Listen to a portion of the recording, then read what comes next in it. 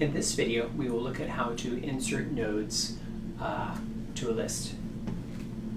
We will cover two cases: inserting nodes at the end of the list and inserting nodes at the beginning of the list. Of course, the typical reason to insert a node would be so that a new data element can be added at the end of the list or at the beginning of the list. There are some special cases when the list is empty. We will not talk about those special cases here. But once you have two nodes or more, the behavior is always the same.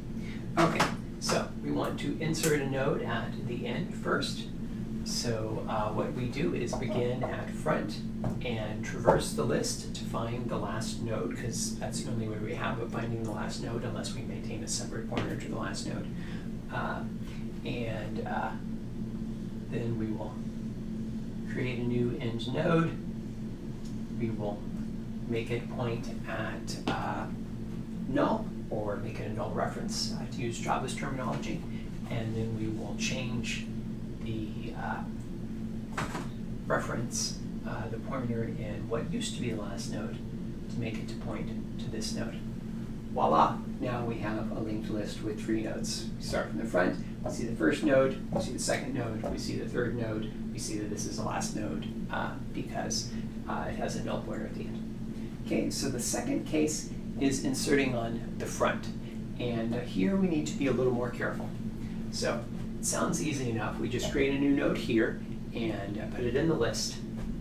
What we have to be careful of is after we create this new node, we can't just change front immediately to point at this new node.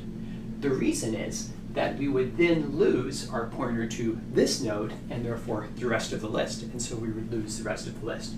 So what we have to do is first copy the front pointer, the front reference, to the new node, and then we can change the value of front so that front points at our new node instead of pointing at